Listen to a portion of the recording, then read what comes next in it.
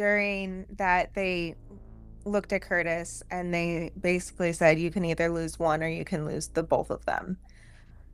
Um, Yeah, and they had presented an impossible scenario to him. yeah.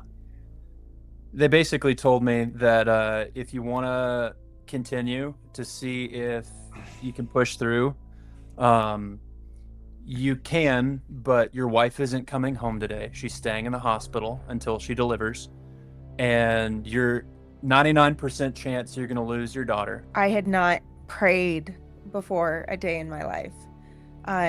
But I kept praying and praying and praying. Please just let her take a breath. If you don't choke up with tears while watching this conversion story, you may need a new heart. This is by far the most poignant interview I have ever conducted. I encourage you to pray for this family, for healing, and for a stronger faith and hope. Please like and subscribe. And if this kind of content edifies you, please consider subscribing to my Patreon at patreon.com/Catholic Christian. Thank you kindly. So I know a little bit about your background. So Stephen, you were raised Southern Baptist, correct? Yeah, And then Southern Baptist. and then your wife was raised non-denominational. I was not raised in a church Okay. at all. You weren't non-denominational at all, or was that you, Stephen? I'm sorry. I was non-denominational after the loss of our daughter. That's what ultimately led me to the church, to going to church, sorry. In which case I was non-denominational. No. Okay. Just want to make sure we got our ducks in a row there. Now, this is going to be like a little spoiler for people that will end up watching this. Petrine privilege case. Oh my goodness. You guys are waiting on Pope Leo the 14th to make a declaration of nullity and void for a previous marriage, correct? Correct. Explain that. I'm not a canon lawyer. Okay, to really be able to get to that, I'm going to have to give you kind of the highlights of my life to lead up to that point. So I'll give you some bullet points. Grew up Southern Baptist, baptized Southern Baptist. Parents are from Tennessee. Dad worked government, so we were living in Maryland. Fast forward through me always being active, Sunday, Wednesday church activities, the normal things that we did as a family. Moved around several times. And in that point, I always felt like my own faith was just kind of cyclical. Like there'd be seasons where I'd be like super on fire and then I'd fall away and not really care. And then it just rinse and repeat. And it was during one of these cyclical cycles after moving several times from Maryland to Virginia to Germany, where actually I met her when we were in high school. Really? High school sweethearts? Yeah. We dated twice. She moved back stateside. I was still in Germany, so long distance high school relationships. Not just long distance, but intercontinental relationship. Wow. Didn't really work. Fast forward to me moving to Tennessee. My grandparents weren't doing so well, so I wanted to start helping them. Started taking a couple classes at the university there and was trying to work full time. I ended up getting into a relationship with someone there. Probably a little bit too fast. I realized that I couldn't pay bills and go to school full time, so I joined the Air Force. We got married right before I left the Air Force, and it was while I was in flight school, not even a year later. We lived together 14 days. So fast forward a year-ish, she told me that she had cheated on me with her baby daddy. Her baby daddy, so to speak. And I tried offering multiple solutions to try to reconcile it, counseling, etc. She wanted nothing to do with it. To protect my own assets and financial assets, because she I don't know if there is really anything that she could have tried to get. We owned nothing together. I filed for divorce. We got civilly divorced. And fast forward almost a year later, we started talking again. And she came up to visit me. I hadn't seen her in years. And Things just kind of went. things just kind of went from there. We ended up getting married in a courthouse. We had Freya, and Had a friends and family wedding, and then yeah, progressed to where we are. Yeah. And I don't mean to belabor the first marriage that you had, but how were you guys married? Was it in a Baptist church? Was it so that's the weird thing. It was done by a local pastor in a church, if you could call it that. It wasn't a church. It was a barn, like a legitimate barn. It was very redneck. It was very redneck. Like, were you guys spitting tobacco, like going down the aisle, or what? no, not quite that redneck. Okay. But, pretty redneck. Redneck to the point of there was horses on the other side of the pulpit. Sorry. Oh, that is no, it's really bad. I laugh at it now. Looking back at it, it's like, ooh, not my most shining moment. But I mean, were the horses like relieving themselves during the? No idea. Maybe. I have no idea. I don't remember at this point. Man. It was just the worst decision I could have made. But to answer your question, the Petrine privilege case is done in favor of the faith. So now that I am remarried to my beautiful wife, and we've got 2 kids, and our desire is to join the church for the betterment of not just us individually spiritually, but for us together as a family unit. Of course. It can't just be annulled by a local tribunal. It has to go to the Petrine office, being Pope Leo the 14th. Wow. Can we just hold on a little cliffhanger, a little let's make people wait and anticipate. Maybe we'll talk about more of your guys' relationship and what prompted you to want to research Catholicism and all that. I want to kind of save that for the end.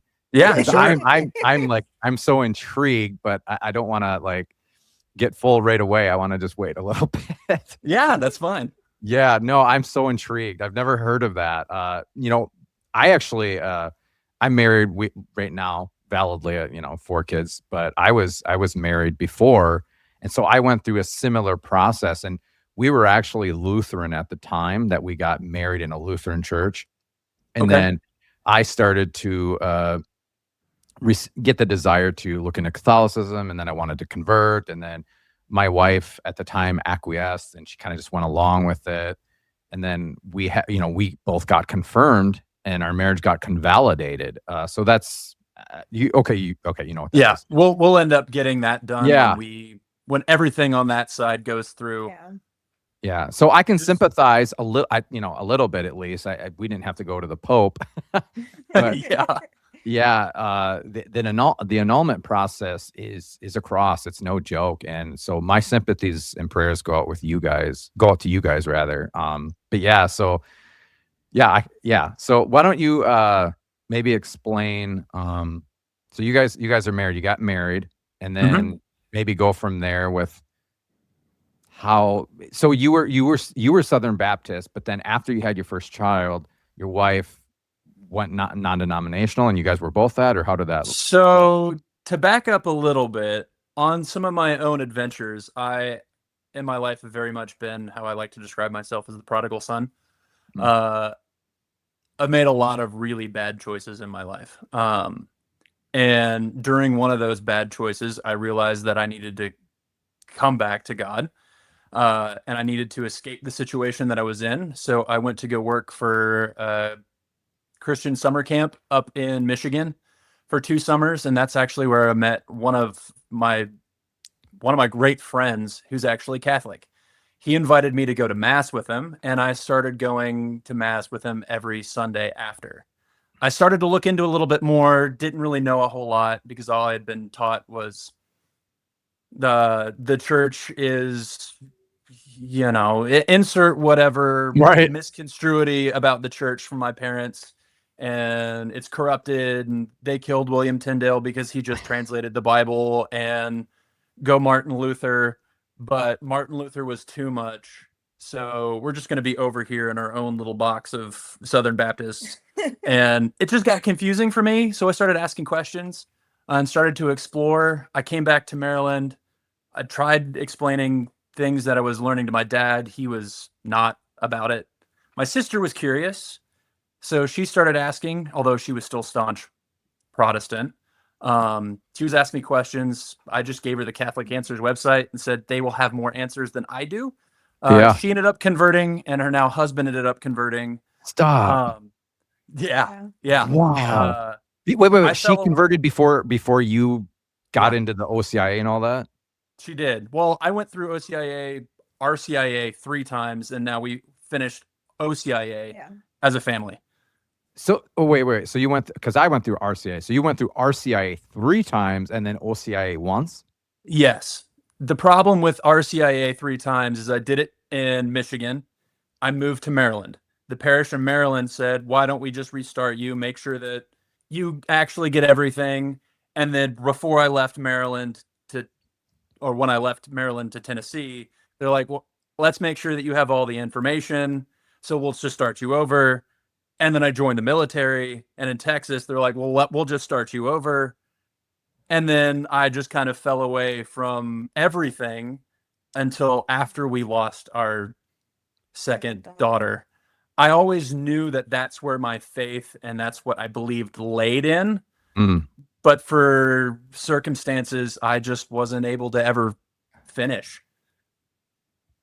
So again, this is beautiful. I wasn't expecting this. So, there are stories out there that it takes some people 2, maybe 3 times going through RCIA, OCIA, right? I have a friend that took them twice, and that's okay. There's no judgment there, or everyone's different. I don't know if I've ever heard 3 or 4 though, and that's okay.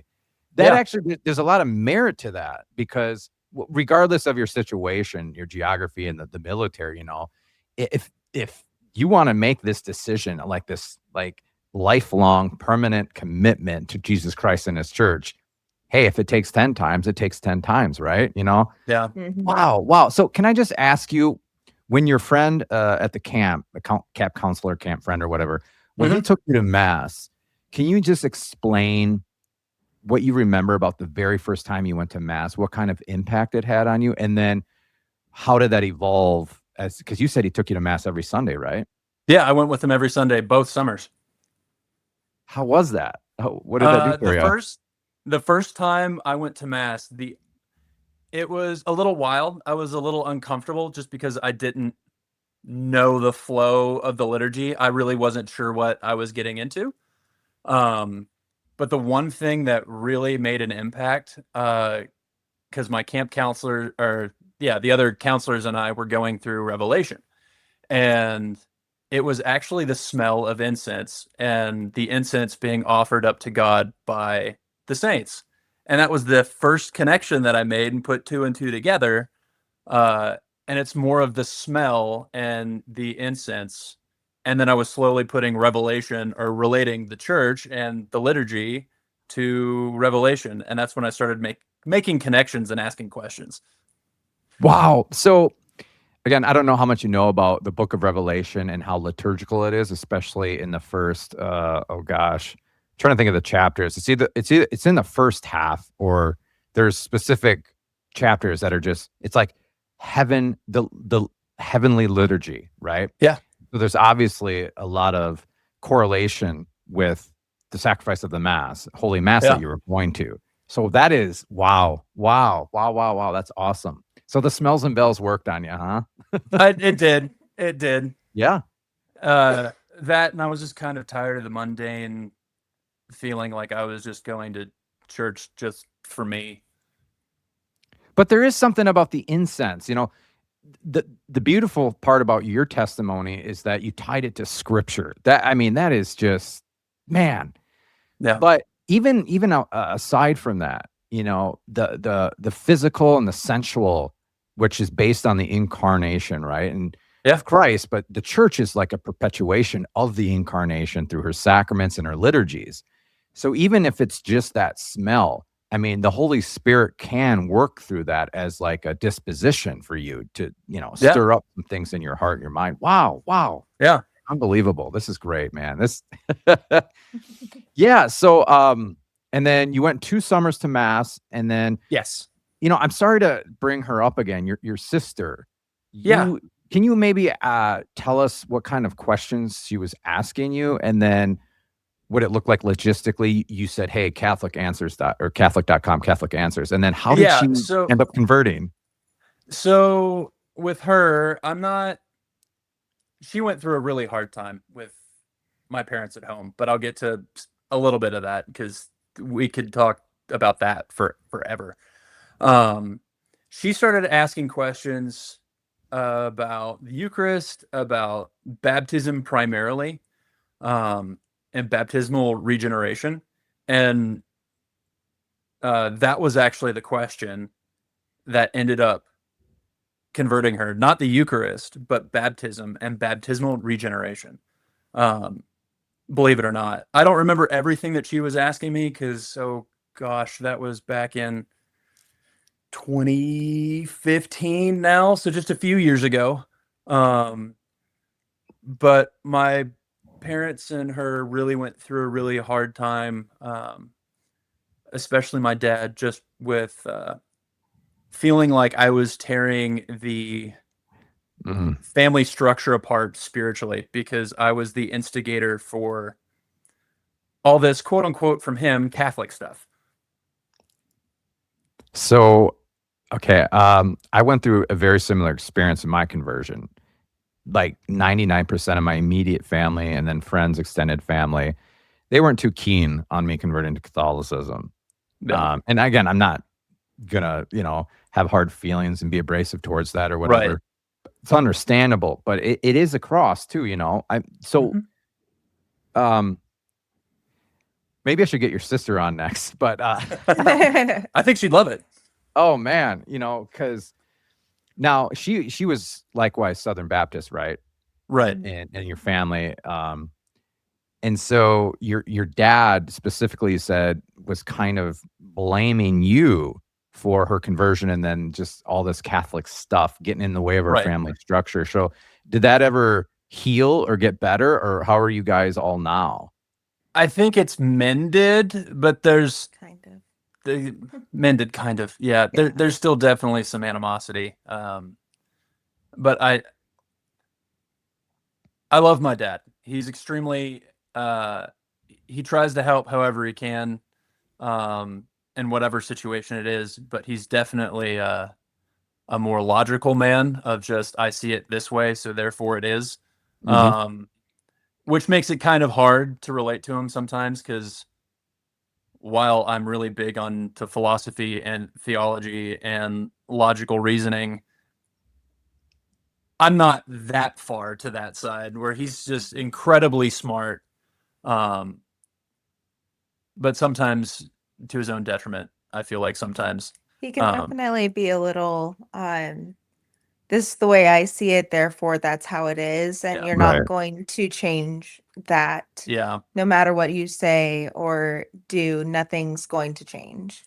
but it makes it hard, especially when you're trying to have those kind of conversations of I'm exploring this and I see it this way. Um, it made it really awkward to try to talk about because I didn't want to just get shut down. Right. Um, but So things go ahead. things are mended. They're better than they were. I would still say maybe they're a little strained. Yeah, but he's aware of you going through RCA and now your situation with the Yeah. Petrine privilege and everything. I see he's aware of that. He doesn't know about that. Oh, okay. Sure, We sure. also didn't tell him that we've baptized the kids either because I didn't want to bring up drama if it wasn't needed. Right, prudence. Yeah, yeah, of course. I don't mind telling him, but if it's just going to cause more drama, why do it? Now, would he or any of your family members or friends, would they be the ones asking you questions or bringing this up? Or would you maybe ask them questions about their faith? Or how did that kind of happen?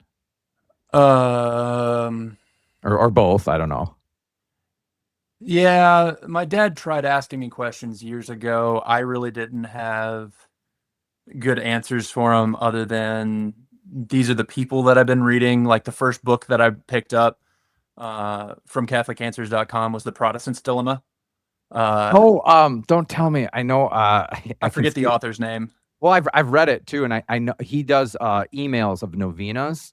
He Hmm. does mass emails for novenas. Devin Rose, I think.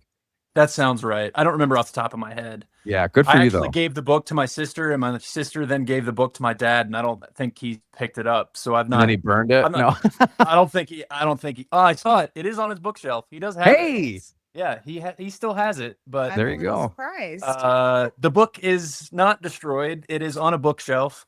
A little surprised. I've just not actually read through it in forever. I'd like to reread it, so I might have to rebuy it so Dad You can should put keep it it under at his least. pillow or something. I That would be should.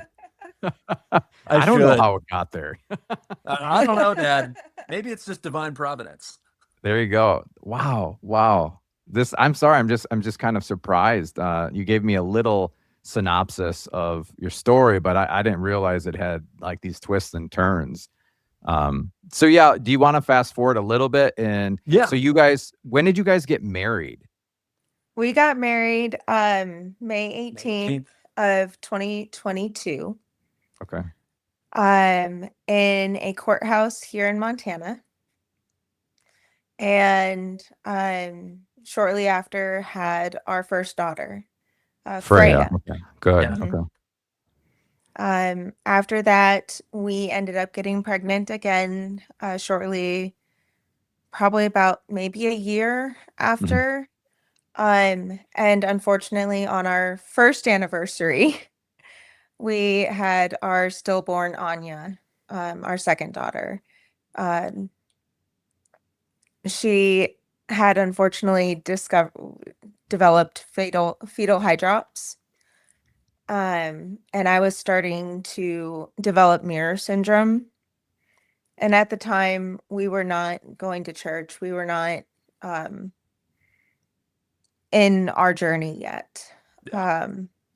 But during, I was induced because they had given the choice, because I was obviously very distraught. Like I wanted to keep pushing. I wanted to keep trying to see if she and I could make it, could do Mm. this. Um, and even though I knew my body was failing, my heart was failing. So they turned to Curtis, Stephen. Sorry, I call him Curtis because both him and his dad are Stephen. Okay. Um, I grew up with my middle name because my dad and I share the same first name, and ever since I joined the military, people have only used my first name, so that's just except what I for use me. now. Do you want me to call you Curtis or It doesn't matter to me. Yeah. okay, okay. Um, but yeah, so during that they looked at Curtis and they basically said you can either lose one or you can lose the both of them. Um, Yeah, and they had presented an impossible scenario to him. yeah. They basically told me that if you want to continue to see if you can push through, um, you can, but your wife isn't coming home today. She's staying in the hospital until she delivers, and you're 99% chance you're going to lose your daughter. About a 99 or 89%, whatever they said, chance that you'll also lose your wife. So you can either have the baby today, and lose one of them, or you can wait and lose the both. It's your decision. Um, she was beside herself and distraught, and rightfully so, right? Yeah. I think that's the hardest thing anybody's that It's an I think that's the hardest thing that I've impossible, had to try to yeah, choose. it's honestly an impossible decision because what do you do with that? Um, I mean, obviously, it was not our first choice. Especially me, I wanted to keep pushing. I wanted to keep trying to keep her, but I knew and something told me that I needed to be there for my daughter, that I needed to be there for him. I needed to continue to live. And Yeah. I wasn't going to if I continued to try and push. And I don't know, at the time, I did not know what was going on, who was whispering in my ear to, you know, do this. But so we ended up inducing, and I had not prayed before a day in my life. But I kept praying and praying and praying, please just let her take a breath, anything, let her live, please. Unfortunately, she was stillborn. Yeah.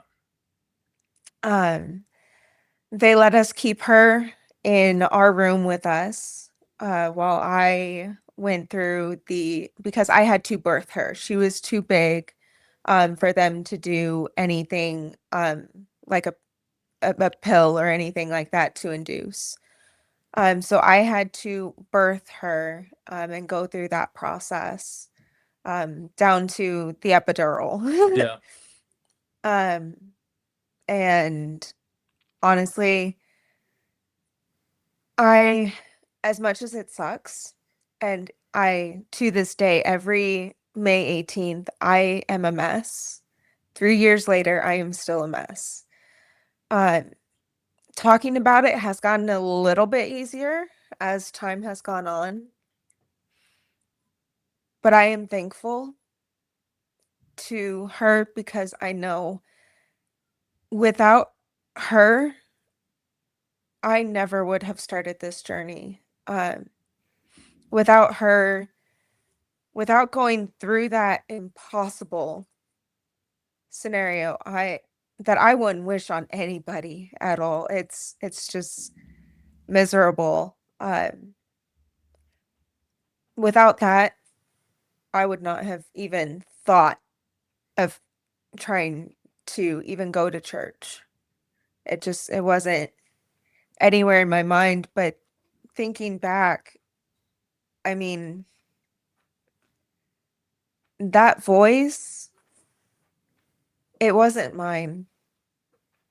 It wasn't my head just telling me that. I don't know who, or to this day, I don't know what, but something was telling me that I needed to continue on, that I had a reason beyond what I knew.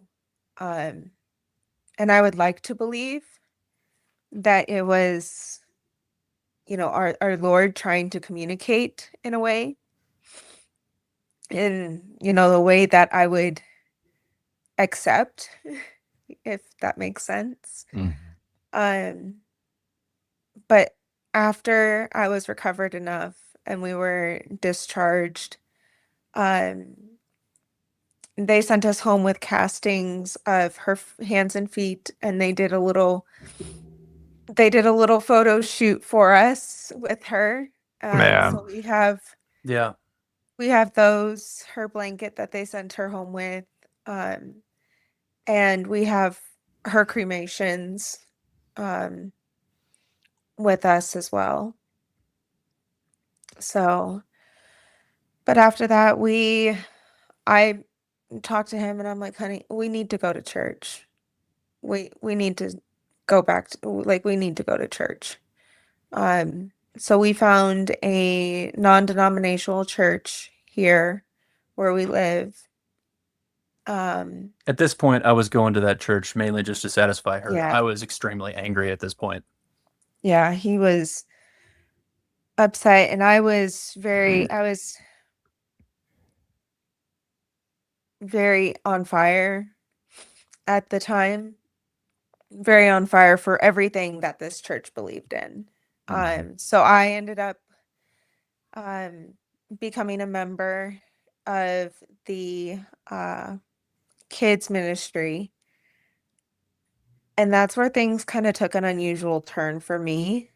Um, I started hearing kids, and at the membership nights that they would host, I started hearing them bash and just talk openly about their hatred for the whole Catholicism.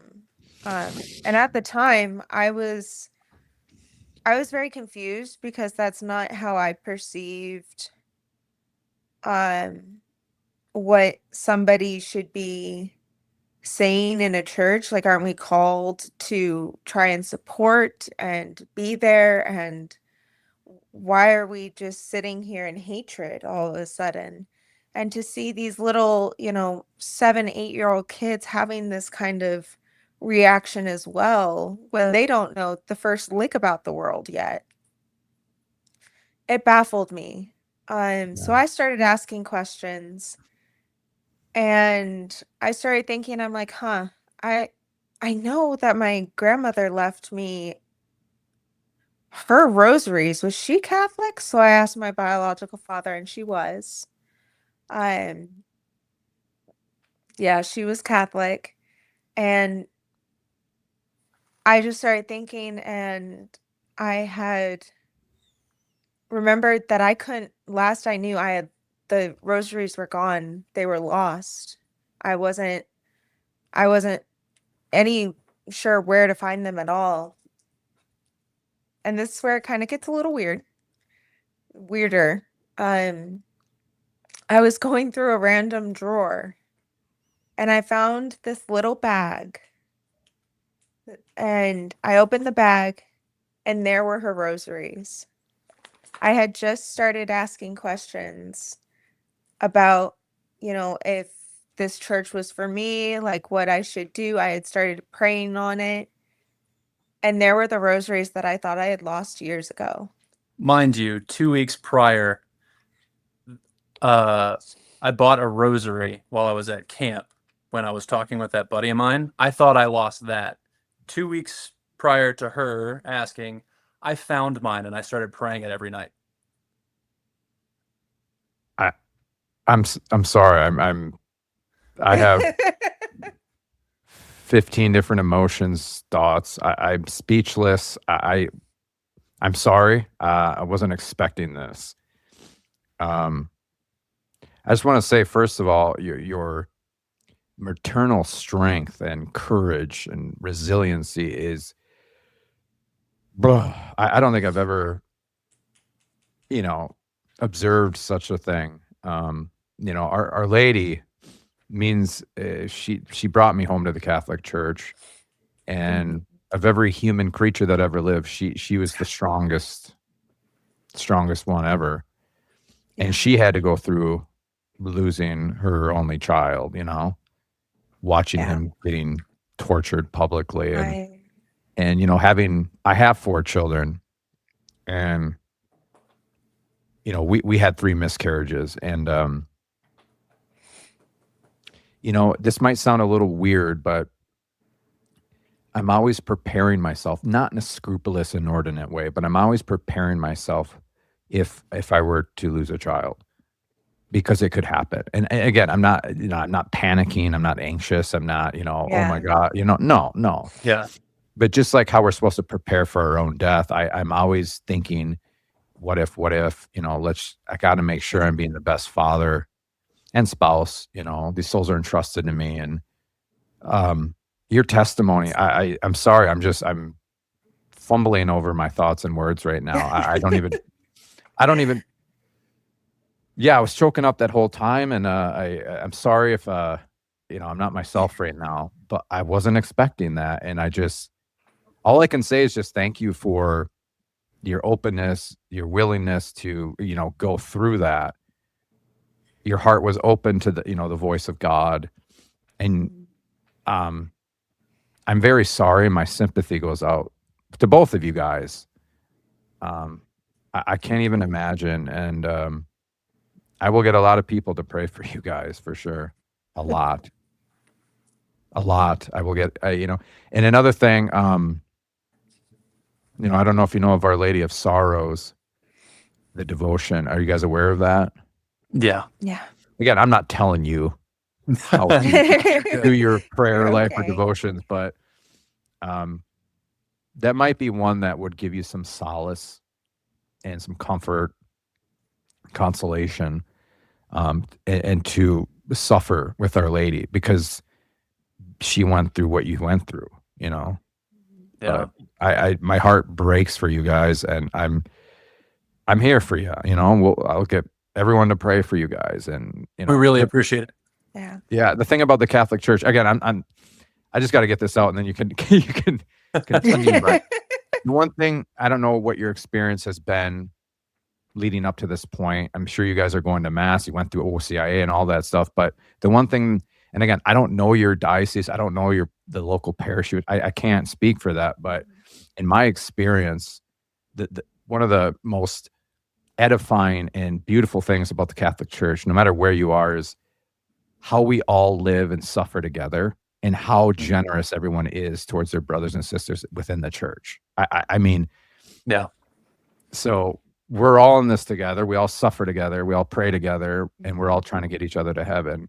And yeah, so I thank you for sharing your testimony. Thank you for your vulnerability and your courage. Such stark courage. I'm sorry. You're good. So your grandma was Catholic, and she would pray the rosary, right? Mhm. Yeah. And she actually passed on her medals, well, her medal as well, her St. Christopher medal, Okay, great. um, to me. So I carry around my medals with me in addition to my crucifix. Right. uh, but yeah, she was Catholic. She unfortunately um died of uh breast or lung cancer. I can't remember exactly which one. Um, but she was very staunch in her faith from what I've been told about her. She died when I was still pretty young. And Okay, I I was gonna didn't ask. get Yeah. to see her very much. My mom and my dad, my biological father, divorced when I was about 3. Okay. And my mom remarried when I was 4 or 5. Okay. And so she would send me, gifts for birthdays, and we would talk on the phone every now and again. But I think I was maybe 10 or 11 when she passed away. Okay. So you didn't have that close of a relationship with her during your. Okay. No, unfortunately not. Though we we were close when I was very young. We Aw. were close when I was very young, but Yeah. we didn't, unfortunately, we weren't able to keep that relationship due to the nature of my mom's and biological father's divorce. So, I This is just beyond me because I have a very similar story. My parents, they got divorced when I was 6, and my grandma was the more Catholic than the Pope, more Marian than anyone you would ever meet. And when my parents got divorced, you know, it wasn't intentional, but my grandma wasn't in the picture anymore. So I didn't really get to know my grandma before she passed. But when she passed, um, you know, I don't know, 12 years later, 13 years later, that's when my conversion process started. And I attribute it to her praying the rosary for all of her kids and grandkids. I was one of her grandkids. And mhm. like, why me? Why am I the one converting out of all of my family members? She prayed all day, every day for us. Like she didn't have a TV. She was widowed. Like, Yeah. go to mass, pray all day for her family, for them to return to the church or to convert. And I feel like all those rosaries and all those prayers somehow went to me for whatever reason, because maybe, the other family members, they didn't want them just yet. And so I got them. And I'm just, I don't know. Do you feel as though maybe Our Lady and your grandmother were whispering in your ear, or they had something to do with a lot of this? I definitely think so because, um, especially when I'm going through really hard times, with my daughter or our son, if, on the days that I'm just really struggling, I'll throw up a quick Hail Mary, and then I'll say, Mother Mary, please be a mother to me right now. I need help. Beautiful. Please pray for me. So um that's what I do. And it's not an instant calm, but it's kind of like a relief. Mm, I get a sense of relief, like, okay, I got this. I got this. She went through so much and was able to keep her faith and was mm, able to go through that and come out the other side in mm, her faith. Like, I got this. I can do mm, this. She is mm. such a strong woman, and she is a role model for every mother out there. She is who we aspire to be, I feel like. Well, even for men, Hmm. there are a lot of Catholics that they pride themselves on true masculinity, true Catholic masculinity, and that there's a lot of merit there. There's some goodness in that. I'm not, but that is our role model. I mean, well, of course, Jesus Christ, being the Son of God, and but I Right. mean, Hmm. Mary's a human person. She's a human creature, and so in that sense, there's a different kind of solidarity and a different kind of way we can imitate her as being a creature. And like you said, that her faith, she had faith. Jesus didn't, but Mary had faith, and she grew in her faith to the point of she's the most exalted creature in heaven. So yeah, it's a Yeah. perfect role model to Hmm. imitate is our Blessed Yeah. Mother, especially through suffering. Hmm. Yep. Yeah. So, thank you for sharing that. You caught me off guard a little bit, and that's okay. That's okay. I'm very blessed to have heard your testimony. I just thank you again for being so courageous. I can't even imagine. But so Yeah. let's talk about, or I'll ask you about, how did OCIA come about? How did it go for both of you? And then I wanted to ask you about the rosary because, you finding your rosary, Stephen, and then you found your grandmother's rosaries. And then did you guys start praying together? So OCIA and rosaries, if you want to go there, or Yeah. So we started, actually, the first mass that we attended was Pentecost a year ago. And we're now Sunday past Pentecost. And uh, we started going to a parish that's off base for OCIA, because the parish on base didn't have their classes coming up yet. They weren't full swing OCIA yet. It would be either the deacon or the pastor would then read scripture or ask questions or see if you had questions. Mhm. Very pre-class. We've still got a class, but you're welcome to come and ask questions and still explore. So we did that for a while until that parish had its classes, and we went there for Half the half the time. time Yeah. before okay. we ended up switching to the parish on base that we regularly attend mass at. And the Okay. reason we ended up switching was because of that Petrine case was being handled by the military diocese. Yeah. Ah, okay, that makes sense. So it would make more sense since that's where the Petrine case was originating from to be confirmed within The same and diocese. at the same, Yeah. yeah. Yeah. Yeah. So that's why we ended up switching. But we did start praying the rosaries every night. Yeah. She had come to me. We were getting ready for bed, and I asked him to show me. This was before OCIA. This was when I was still asking questions. I asked him, show me, I believe my exact words were, honey, show me how to pray a rosary. I don't know why, but I want to. I want to learn. Um, so I grabbed one of my grandmother's rosaries that we had found the day before, and he started showing me how to go through and pray the rosary, and we started doing it every night, which Wow. led us going to OCAA. Unbelievable. So, Stephen, how long were you praying the rosary before your wife asked you to teach her to pray? if I remember right, two and a half ish weeks. It was about 2 weeks, Okay. maybe a little more. I'm just shocked in a good way. I wasn't expecting this. This is so beautiful, edifying to hear this testimony because there's so many similarities between my conversion and your guys' conversion, and had everything to do with Our Lady in the Rosary.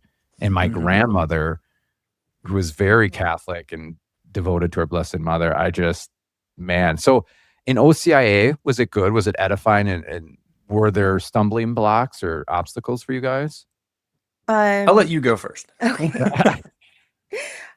For me, it I can be very quiet, especially in group settings. I'm not a very loud person. I typically enjoy one-on-ones more.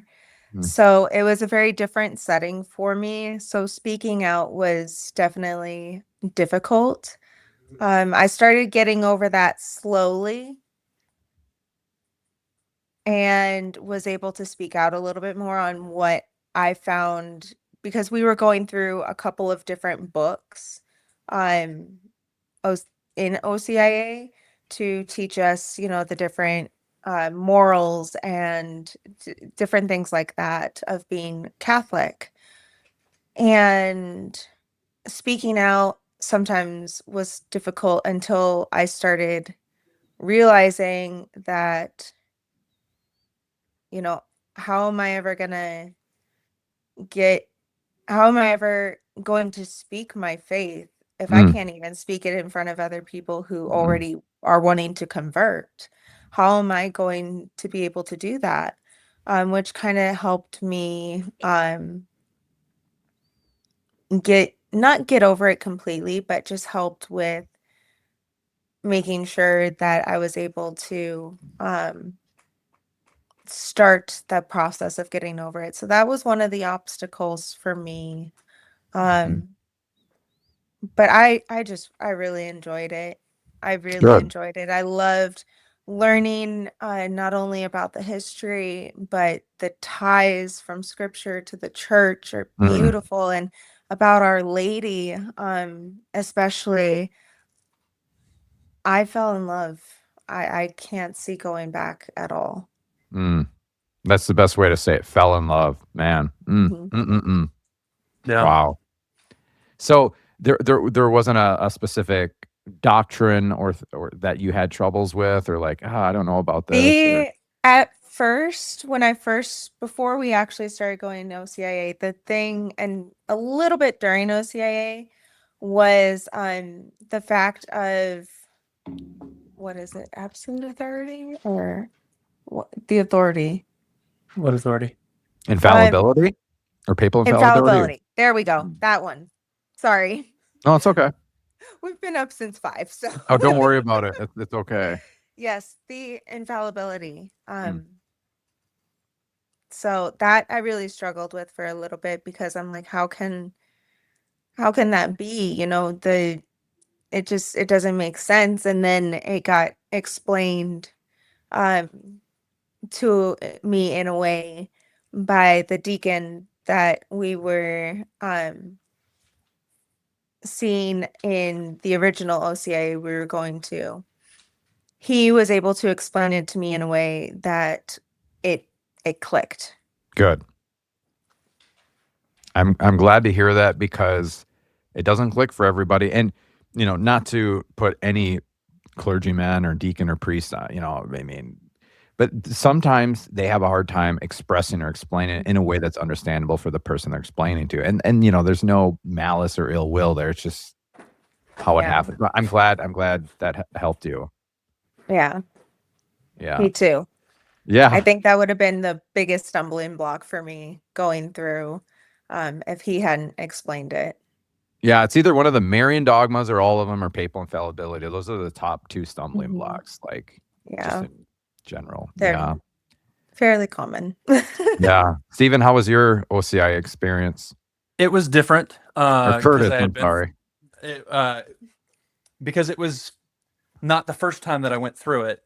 And right before we started going, I found a bunch of old notebooks from study notes that I had from when I was originally asking all these questions. Uh, and then I went headfirst into the deep end of theology, so to speak. So I would at night compile all of those notes into one area, and I actually ended up finishing two manuscripts, working on a third of the Jewish continuity between the Old Testament, New Testament sacraments, the Davidic kingdom, and the church, and then finally soteriology.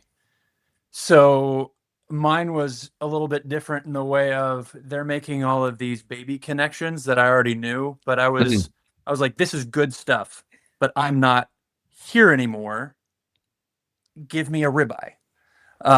So Yep. it was having the patience of not trying to be the class know-it-all, and then trying to dive deeper in an appropriate setting to where I wasn't making others feel like they were wrong or feeling like they weren't included just because I'm not on the same part of the same journey.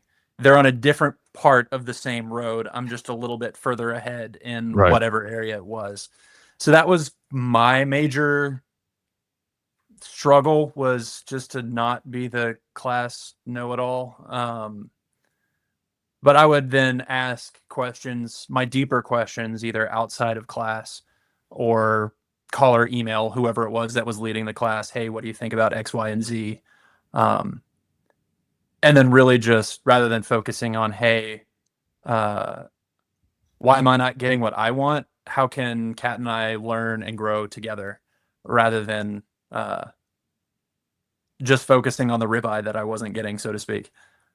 Yeah, medium rare, right? Just want to make sure. Only medium rare. I know. If it's not Okay. medium rare, it's wrong. Thank you. Okay, we can continue the interview now. But I was kind of wondering.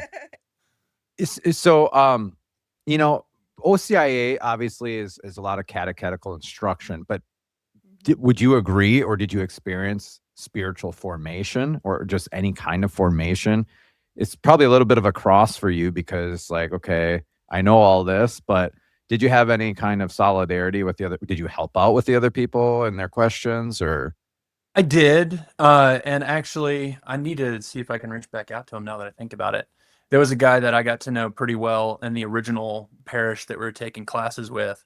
And even he afterwards be like, hey, what do you think about X, Y, or Z? I really appreciate your thoughts on this. And we hooked up on Facebook, and we started interacting there via Nice. Messenger, and we'd be chit-chatting every once in a while. Even saw him passing in Walmart, and he's like, dude, I've been wanting to message you. What do you think about this? That's awesome. Stood around at Walmart for 20 minutes talking about theology. So there was a lot of good like that Good. happened in that class. But I think there was a lot of growth, not just between the other members from the first parish and then on base, which we started attending afterwards. I think there was also a lot of growth between Katrina and I in our marriage, and wanting to cultivate more of the house church, so to speak, of just being that extension of the parish. And how can we adapt small things around the house to reflect our faith, so that while the kids are going around, running around doing their chaos, they see icons, they see the crucifix in the kitchen, in the living room, they see us praying together as a family. How can we? They see me praying one of my rosaries on my wall. So there was a lot of that, and hey, how can I help either others, or how can I help my own relationship with my wife, or how can I help edify that or build her up? So I had to shift my mindset a lot, because initially I was getting really frustrated of just, why am I being given yogurt when I asked for a ribeye? And I had to shift that mindset and kind of humble myself a little bit, and just realize that, you know what, not everybody's at where I'm at, and that's okay. They maybe will get to that point, they maybe not, because my love for theology that way is not going to be everybody's, and that's okay.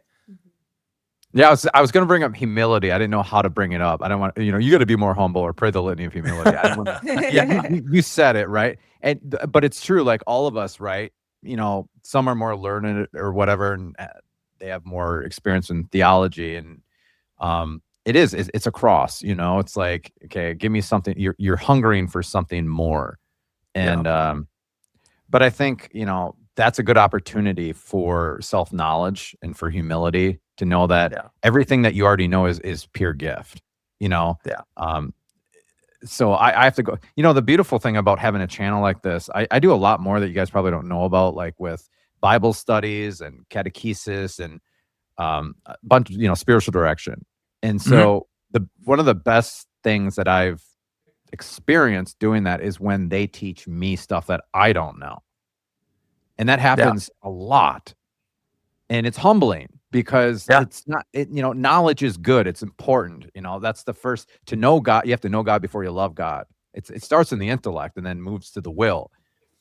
But, you know, sometimes the more you know, it can get into the ego a little bit. It can puff up. You know what I Yeah. mean? I And think so, that's yeah, why I really appreciate Thomas Aquinas when he said, everything that I wrote is dust.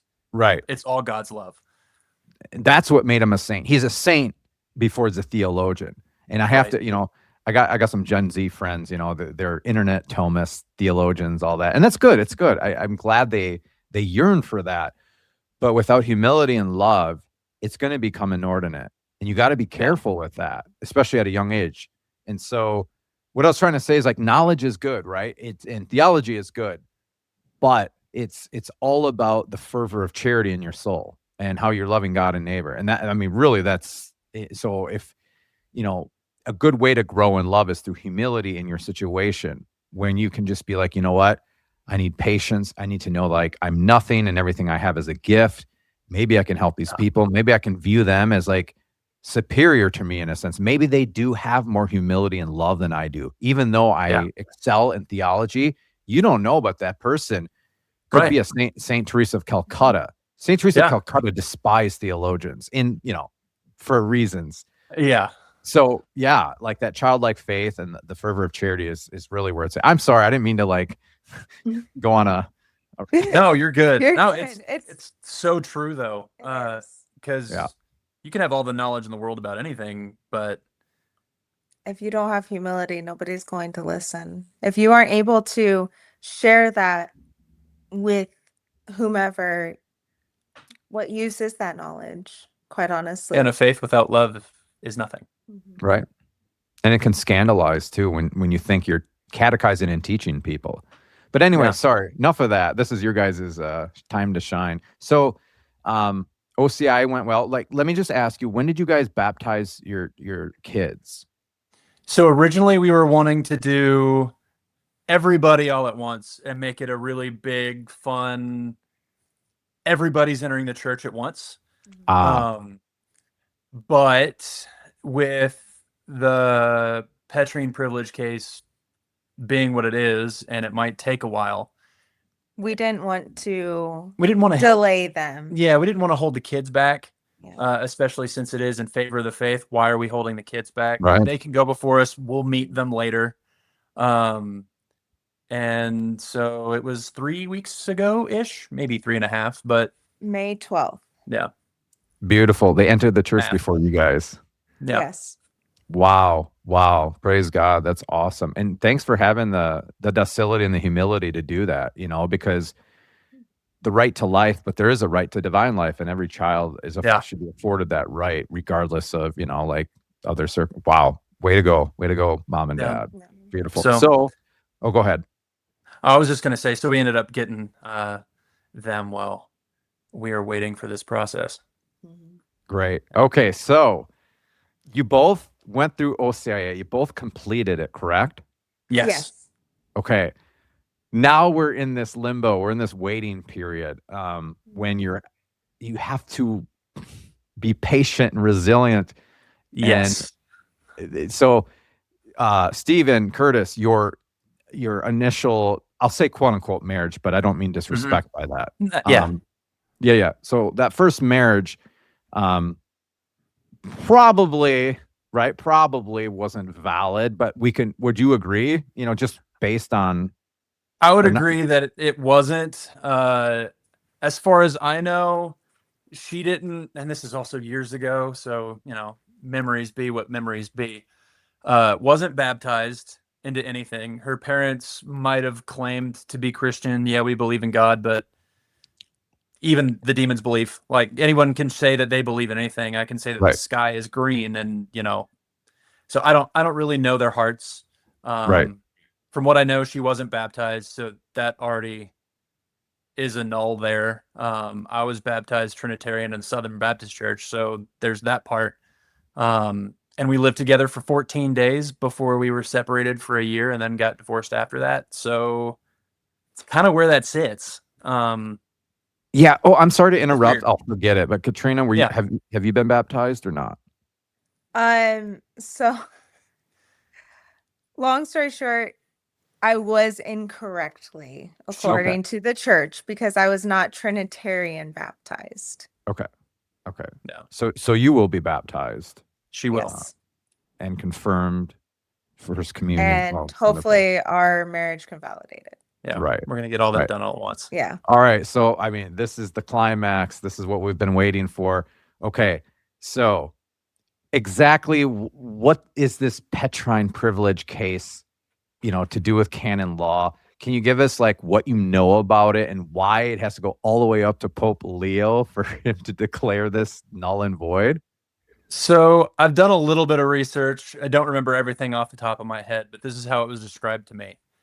Because it is going to be in favor of the faithful, being a new marriage and kids, it's something that the local tribunal itself cannot decide. It would need to go to the Vatican, is how it was kind of described to me. So, is it more pastoral, or I mean, this is above their pay grade at the local tribunal, or? I think yes, because of it being what's the right words that I want to use? I think, and I could be wrong, so don't quote me on it. And actually, when we're done, I'll probably end up looking it up myself just to make sure I have the right information. We can edit out anything. It's all good. This Yeah. isn't live. I want to say that it's because it involves me already being married again. Mhm. So I was previously married, divorced, married again. Now I'm trying to enter the church. And Yep. now I have a family and I have a second wife, new wife, and kids from that second marriage. It would have to be annulled by the Petrine office rather than just a local tribunal, is my understanding. Yeah. No, I haven't heard of that. Now, do you guys have a timeline or like logistics? What do you have to provide, like witness testimonies, or I mean, Yeah, all the fun stuff. So we okay, so I started the know all process. about that. Okay. Yeah, we started the process before Thanksgiving. Um, had all the initial paperwork sent in. Then several months later, they sent in me to fill out and sign more paperwork. I sent that back. And then it was right before Easter, and our fingers were crossed, and we were hoping and praying so hard that we could enter the church on Easter, but it just did not work out. They did our interviews separately of the situation. Just to get both sides and Yeah. see, what Yep. they Right before understand Easter. about it. Yeah, And I went then- through it all. Yeah. Mhm. Yeah, I emailed the priest that's working on the case at the Diocese of the Military Tribunal level, just asking for an update. He said that they were still trying to track down some witness information because I didn't have all their information. I didn't have phone numbers. I didn't save emails because this was years ago. I only had Facebook, so I had to try to use Facebook and search people on the internet to see if I could find their right email address and their wow. physical address. I had nothing. I saved nothing. So kind of in the new territory of a map in the old Age of Empires game when everything's dark and you don't know what's in front of you. We're kind of figuring it out as we go. I know the game, so I know the reference. Yeah. So we're just kind of waiting and trying to be patient. When it's done, no idea. Last that I heard and last that I looked up, once they have given a witness an email or tried to reach out to them, they have 30 days to respond before the tribunal continues. So Worst case scenario, they don't respond, and we've got to wait those 30 days to give them ample time to be able to respond. Okay, so the process started right before Thanksgiving, you said? Yeah. Mhm. Okay, and so it's been about 7-ish months Yeah. since. That's fair. Yeah, okay. Yeah, again, that's another cross. Obviously, I'm preaching to the choir. Yeah, I have to tell you that, but um, I don't know. I hesitate to ask this question, but I'll try to be as vague about it and not cross the line here. But were you given any exhortations on how to live currently as because how do I say No. this? No, I know exactly where you're going with Okay, that. okay, Yeah, I'm no, we sorry. weren't. Okay, We okay. weren't. Because I know sometimes it's not even pastoral; it's theological. That if Right. you're going through the annulment process, but I think in your specific case, pastorally, yeah. So we don't have to. Yeah, okay. So I was Yeah. just curious. I know where you're going with that. Yeah, no, they never mentioned it. I Okay. did bring it up, and our priest was, we're not even going to go there. And I went, Got it. okay, cool. Got We it. won't go there then. Right on. Let sleeping dogs lie, and yeah, let's move Yeah. on. Great. Wow. Yeah. So I hope a lot of people watch this, and so we can get some people praying for you guys and this situation. Again, Kat, can I call you Kat or should it be Katrina? I'm sorry. Cat's fine. That's how I I didn't know. grew up being called. So Oh, okay. I didn't know if that was just for your husband. I'm sorry. no, But that's okay. yeah, I mean, your testimony. I don't think I've ever heard of anything like that. At least directly, virtually, or whatever. I mean, I'm so thankful for you being open and vulnerable and courageous. So, and Stephen, likewise, just God works in mysterious ways. That your camp Yeah. friend taking you to mass all those times, and you said you're still in touch with him, right? Yeah, I'm still in touch with him. Wow, wow. And then your sister is married with kids, correct? No. She is married. She's married. Just married. She's, Oh, I'm sorry. No kids quite yet. Yeah, no kids Okay. quite yet. I'm sorry. So her and her husband are Catholic, practicing Catholics. Yeah. Now, when she was inquiring or asking you questions, was she married at that time or not? No, she was, we're 7 years apart. She's 7 years younger than I am. She was still in, High school? yeah, high school, maybe a freshman or No, I think a it sophomore. was towards like the middle. Maybe she was a sophomore. I don't remember. It's been years ago. Yeah. She So was in high school. I just don't remember what year. when she entered the church, was she married to her husband or no? No. So she graduated high school. She went through OCIA, got confirmed. She entered the church. My parents started going to a church. They were church shopping, as I like to put it. Mm-hmm. And that's actually where she met her current husband, was at that one church. Before she entered the Catholic Church, she met him at that church that my parents were going to. Got it. She entered the church. He was curious. He ended up going through OCIA. He joined the church. Then they got married in the Catholic Church at the cathedral in Knoxville, Tennessee. Wow. Back in 2023. Yeah. Wow. Amazing. Yeah. I mean, we see it online and then just the data, a lot of people are converting to Catholicism. It's a beautiful thing. And I'll just preemptively say, welcome home. I mean, you guys, you're Catholic, so. Oh yeah. Yeah. No, I appreciate it. It's been a wild ride. I definitely never would have expected God to work through so many other people and in ways that you never would have had any idea. Like who would have thought that and I'll call him out.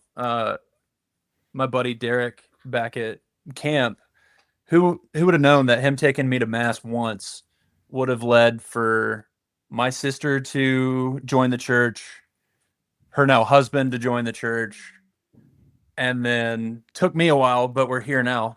Me, and then now my beautiful wife, and then our kids. So one domino has ripple effects, or one rock in the pond, so to speak, has ripple effects that you never see. Sometimes you do, sometimes you don't, which just means that we need to be even more wary of what we say and how we interact with people, and because you never know how that one rock in someone's puddle might lead to something. Exactly. And I will say this, I think the best thing um, that you've told me is that you're praying the rosary together before you get confirmed. Again, you don't have to do that. The church doesn't demand that as a precept. That, you have to pray the rosary. It's a non-liturgical devotional prayer. But just from my experience, the one sacrament that I think kind of gets swept under the rug or not as much emphasis is the sacrament of confirmation. Many teenagers, adolescents, right? They're kind of compelled to go through the whole rigmarole. I shouldn't say rigmarole, but to get confirmed. Right. And so it's a sacrament that you need as much predisposition as possible and prevenient graces. So like just being prepared spiritually for that sacrament to work in your soul as much as it can. Yeah. And for me, praying the rosary every day led me to get the full effects, if you will, the efficacy of that sacrament.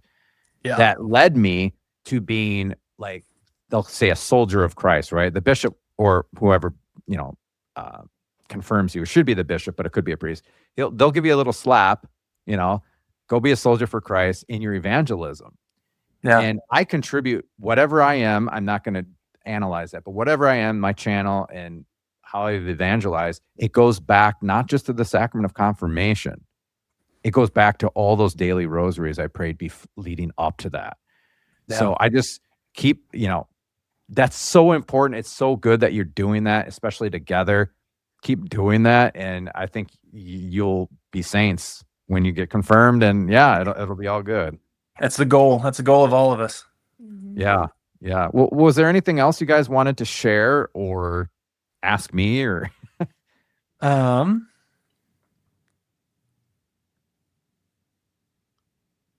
Sorry, I didn't mean to put you on the spot. No, you're good. You're good. You're fine. My mind is on dial-up right now. So. Did you say on dial-up? Yeah. Yeah. Like internet?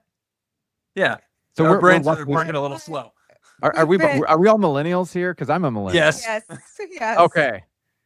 Yeah, because I thought you said dial-up, and I'm like, I don't know. Yeah. A lot of the people that I meet with, or my subscribers and members, they're relatively younger, Gen Z, and I'm like, it's nice to have millennials to, yeah.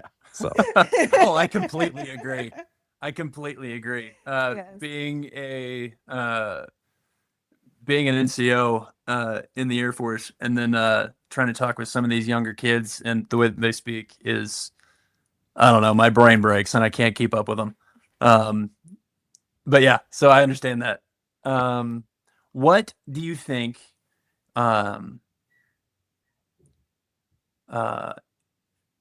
do you think is the one thing that you maybe wish that you would have done more of, or really helped you through your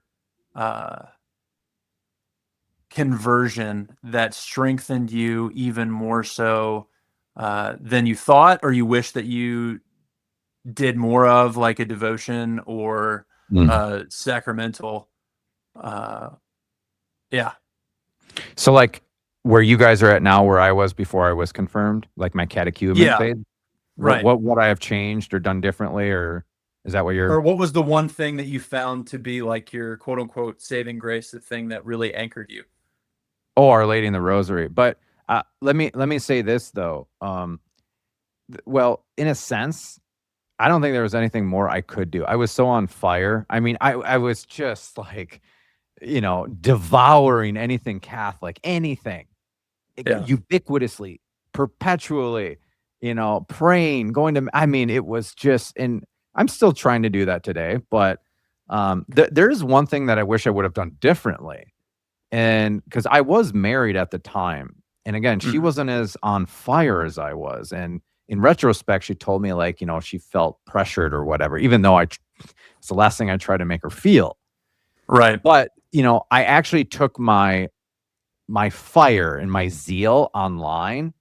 So like Facebook, I didn't really do the Twitter thing, but on Facebook, I'd post Catholic this, Catholic that, this saint, this pope, that pope.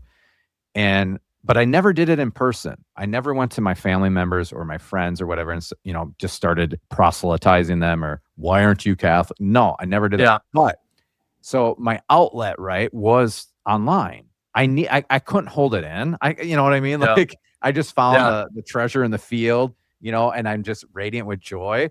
I got to express this somehow, even if it was imprudent or if, not the right time or whatever. But my wife did tell me at the time, it's a little much. And, my family and our friends, her family, my family, and all of our friends are like a little concerned. They were concerned. And, they mentioned that to her. And they actually talked about getting an intervention for me because they thought it was like, a little too, even though it was strictly online. Yeah. But it was strictly online. And, I mean, I was just posting on my wall, my Facebook wall, I wasn't, Right. posting on everyone else's wall. You could back then, you could post on other people's wall. I don't know if you can still do Yeah. that, and then message people. I didn't do any, it was just my wall. If you don't like my wall, ignore me, delete me as a friend. You know what I mean? That was my excuse. Yeah. That was my excuse. But to be fair, my wife did say, my wife at the time said, you should just, be sympathetic and more cognizant of how this is affecting other people. I'm thinking I'm evangelizing, right? And they're taking it a different way. And so I wish I would have just heeded her request a little more and been more sympathetic to her. And I mean, gosh, I really tried my hardest not to pressure her into coming along with me. I said, we could go to other churches, denominations, and meet with anyone and do this together. And she said, no, she went through RCIA with me, got confirmed, we got convalidated. And then she wasn't, she didn't tell me like that she was, like, if I wouldn't have done this with you, you probably would have left me. I'm like, no way. Yeah. And that's not to throw her under the bus, but I just wish I would have been a little more respectful and empathetic towards her and other people. So, our evangelism should be the way we love primarily. Mm-hmm. I mean, I'm not going to do the whole, like, your actions and then if necessary, use words, because I think preaching the gospel and our words are important, but it's got to be prudent, and the people got to be willing and receptive to hearing you. Otherwise, it can turn into proselytism and drive them further away from the church or ever wanting to join. 100%.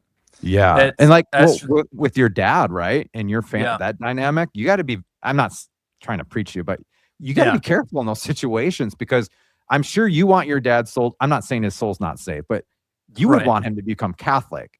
Yeah, 100%. Yeah. And I want all my family. We've had really good discussions here recently too, by asking him the questions I was asking myself that led to just logic loops just to see how he would answer. But I've never tried to push it. I've always just been, hey, Dad, I've been thinking about this question. What's your thoughts on it? Rather than just, here's a question, now here's my answer. Just to get him to think and go down the logic bunny trail to see what his conclusions are.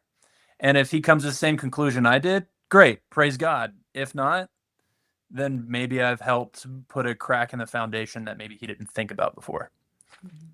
You know what you should read? I'm not giving you homework. I'm not telling you to read it, but I will always take book suggestions. I'm a nerd. It's an encyclical. It's not a book. It's St. John Paul II, Unum Sint. I'll send it to you. Okay. I'll email it to you. So yeah, that'd be great.